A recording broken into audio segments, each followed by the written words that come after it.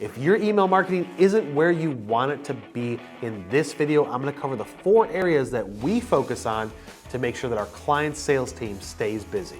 Whether you're in marketing or sales, in this video, I'm gonna cover the 4 key areas that will help you boost your email marketing performance. All right, guys, so with email marketing, the marketer's job, the marketing department's job is to bring in opportunities for the sales team to talk to them, follow up, quote, and close, right? That's the main point of marketing, is to make the system work to where people are coming into you. Whether you're going outbound with it to then generate inbound activity, or you're creating brand awareness campaign, that's the job of a marketer. But email marketing has lost its performance over the past 20 years. People have done numerous ways to try and get around it.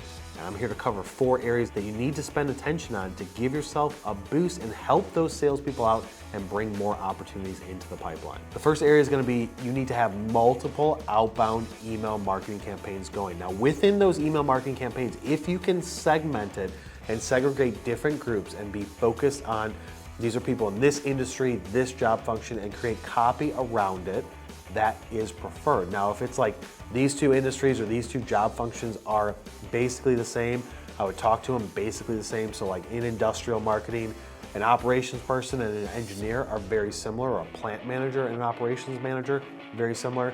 Then when you talk to purchasing, completely different, right? You guys all know what I'm talking about with the purchasing people. But you have to try and segment it out. Too often we see companies say, all right, I want an email campaign for every single job function, for every single industry, and then before you know it, you have 100 automated campaigns rolling at once. Then you can't keep track of it. Then you get paralysis by analysis of the numbers, and nothing ends up performing. But you have to look at it from a standpoint of, I'm gonna create, let's say, 5 main email marketing automation campaigns for these groups of industries or for these groups of job function. Set it up, do 5 emails over 5 or 6 weeks, and have certain triggers in there. You can do things like an if-then statement. If they open it, then send them the rest. If they don't open it, don't send them the second email, because you want to look at your numbers and make them as efficient as possible. Where you send out 10,000 emails to people for email 1, but if only 2,000 people open it, those people will get email 2.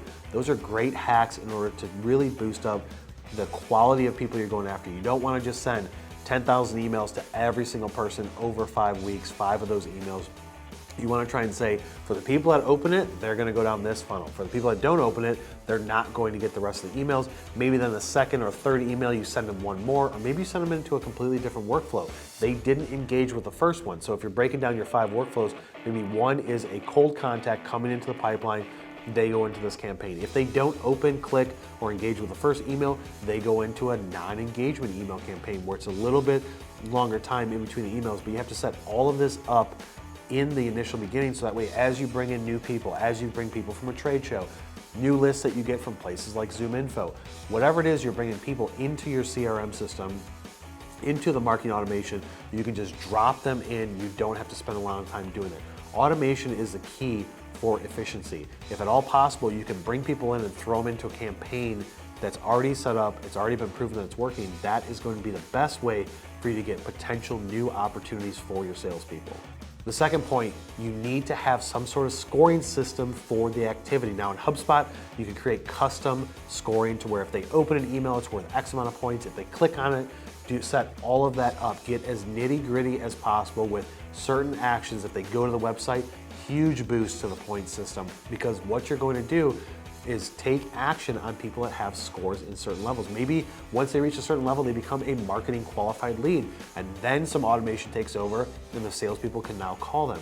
But setting all this up to make sure that your scoring system is in place is going to then take actions down the road, and it's going to save efficiencies down the road when you are telling salespeople, hey, call this list. Well, how do I know who to call? Well, these are all marketing qualified leads. Those are the people that you need to follow up with. They're not warm leads, they're just like kind of engaging, but it's not a cold call. So you know that they've opened stuff, clicked stuff, visited the website.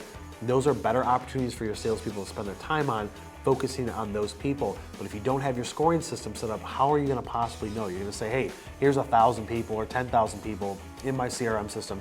We're marketing to them. I see who's opened them. But if they open, click, visit the website, go to a YouTube channel, all that stuff, your scoring has to be set up to provide efficiency down the road. Number 3, you need to automate what you can. What do I mean by this? Obviously, you're doing email marketing automation campaigns. Obviously, you're doing automatic scoring with it. But think about it from the standpoint of when something happens in your CRM system, I want to automatically create a deal, notify somebody, set up a follow-up task. If somebody leaves a voicemail and they have to click to then send an email, don't make them type it out. Have it as a template that they can click and send it and move on to their next task. You want to look at it from a standpoint of everything in the system, whether it's creating opportunities, follow-ups, scoring, automated emails that are going to come after somebody takes action, automatic follow-up, automate whatever you can so you can have your team focus on the most important task, which is going to be getting on the phone with people, having those engaging conversations, discovering what is their pain point, providing them with solution, and then sending them the pricing to try and close them as a client. But if you're spending too much time doing things one-off and not automating, before you know it, you're not gonna be able to produce as many results, you're not gonna get as much deals in the pipeline, and you're gonna be lacking when it comes to hitting your revenue quota. The last one, and probably the most important, is gonna be audit all of your results and make adjustments. You have to be looking at the data on a weekly basis. You have to look at what campaigns are performing the best, what are people actually engaging with. Is it long form copy or short form copy? If I put links in a certain way with an image, does it get less opens? You have to be auditing all that stuff and making adjustments. You cannot just set it and forget it. It's not create this email marketing campaign, throw people into it. It works pretty well. You always have to be consistently trying to improve. What's the one magic thing that's gonna happen to make things boost up that much quicker?